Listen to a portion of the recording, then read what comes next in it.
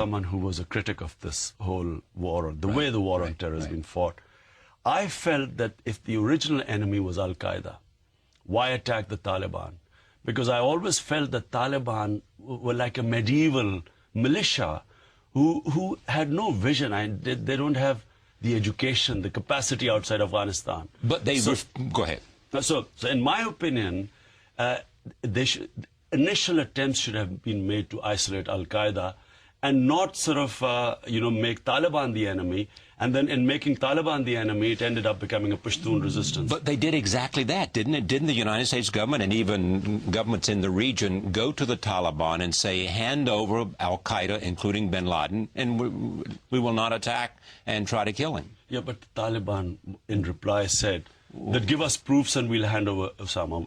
Two things they said. Number one, that I think, and it was only 3 weeks after 9/11 that the attack took place.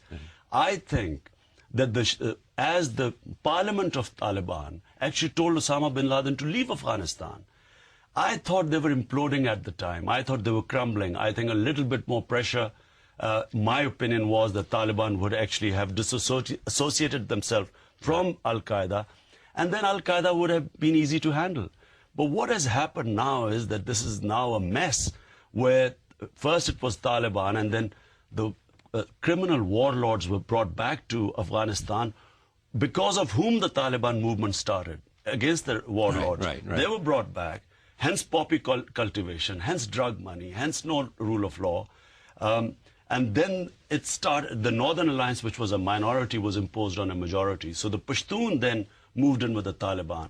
Then the Pakistan side Pashtun, where there is no border, and this rugged mountainous country, which has tribes moving back and forth. Right. So the whole area has got involved, and in my opinion, this is a wrong strategy. Even now, they should isolate Al-Qaeda and try and... The tribal people had no fight. They were not Taliban or Al-Qaeda. But at the moment, the tribal people are sort of moving towards the other side. But who were they? What happened to make them move towards Al-Qaeda and protect Al-Qaeda? I don't think, Charlie, it was a question in the beginning of them protecting Al-Qaeda. What happened was that the tribal custom of hospitality and everything, they said, okay, we'll guarantee that there are no attacks from Pakistan into Afghanistan. But in return, they were going to sign a treaty, but they did not want any army action in the tribal area. I thought that was the right way of going about, because basically the problem was from within the tribal areas, people going across into Afghanistan. When the Pakistan army moved in and used helicopter gunships, bombed villages, killed women and children, because bombs don't distinguish between terrorists and women and children, the so-called collateral damage. The tribal, the Pashtun ethos of revenge came into play, and people then moved on to the other side. The Pakistan Taliban were created. Not in the religious sense, but political sense, to then counter this, to seek revenge. And it just got from bad to worse, and now, right across the tribal, 2,500 kilometers of tribal area, you are seeing this seething movement of Taliban, resentment, hatred. And I think... Resentment, hatred against the Pakistani government, against whom? Against the Pakistan army and against the United States. Because what is happening is that the Pakistan army, when it's pushed by the US, uses these... They don't have enough soldiers there because it's a vast, spread out mountainous area. So they end up using helicopter gunships, kill innocent people. In retaliation, there's the attacks. And then the drone attacks through drone, the US attacks, have killed civilians. A lot of civilians have died in that. So it's between the hatred against the Pakistan army and the US is growing. This is not the way to win the war on terror. What is the way to win the war on terror? You see, there's a Rand Corporation report, which I read just about a week, 10 days back.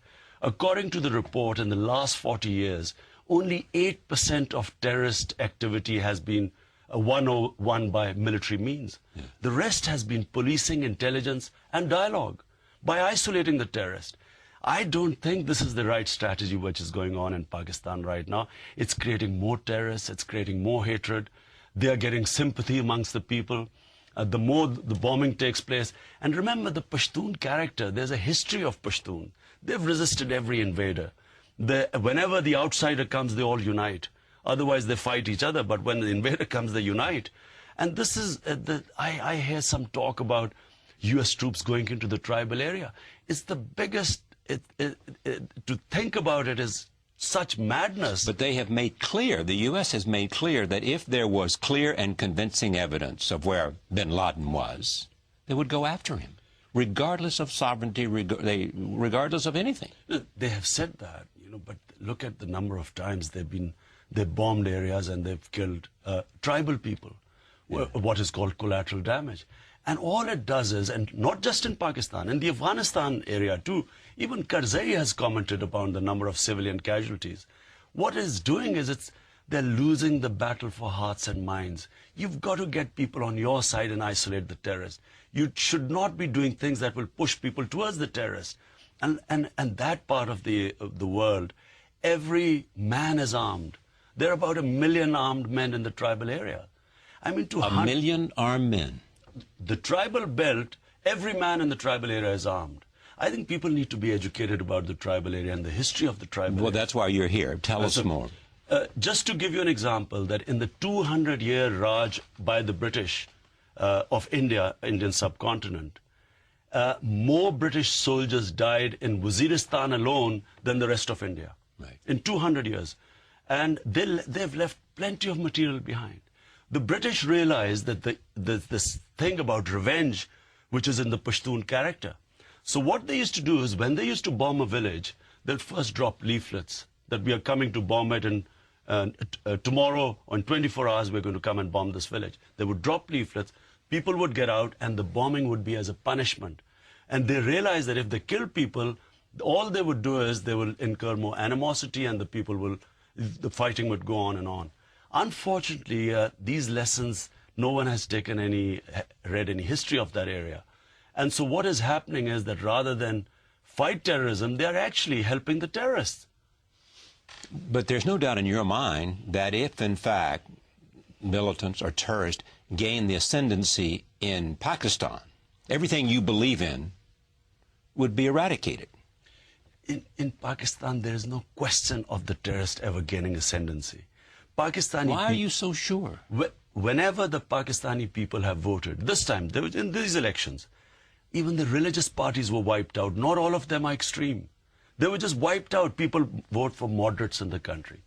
Pakistan can have chaos. We can end up in a chaotic situation if this goes on. As a failed state? Well, there were 65 suicide bombings in Pakistan last year. Now, similar sort of bombings start in the country. Economy is already in a mess right now. We could face chaos in the country. But Pakistan can never be taken over by Taliban. Unfortunately, people like Musharraf... they said that in Afghanistan. No, they did. They said the Taliban can never take over in Afghanistan, and they did. No, in Afghanistan, the situation was completely different. It was 9 years of destruction by the Soviets. 1 million Afghans died. 1 million were maimed. Then the warlords took over after the Americans and everyone left. In the 80s, right. And the warlords took over. There was no rule of law. And then in the debris rose this Taliban movement, which was actually... So Pakistan does not have that situation. We haven't had a situation like what the Afghani people had faced after the Soviets. In Pakistan, what is likely to happen is that the government will get further destabilized, because if this spills over into Pakistan, into the mainland, as it did last year, and then the economy, the shape it is already with a weak government, chances are we will get destabilized. But Pakistan can never be taken over by Taliban. Okay, if you're destabilized, how sure are you about the safety of the nuclear weapons? I think the Pakistan Army is a strong institution. It's probably the most well-organized institution. In fact, too well-organized that it keeps taking over the country, which is our problem. But I think the Pakistan Army is in such a control of the country that there's no possibility of nuclear weapons. This is just a myth sometimes used by, again, I said, people like Musharraf, who want to create the indispensability and saying, help me, otherwise the nukes would fall in the hands of extremists. That's also not likely to happen. But what is likely to happen is that we in Pakistan could face a turbulent period of destabilization, anarchy.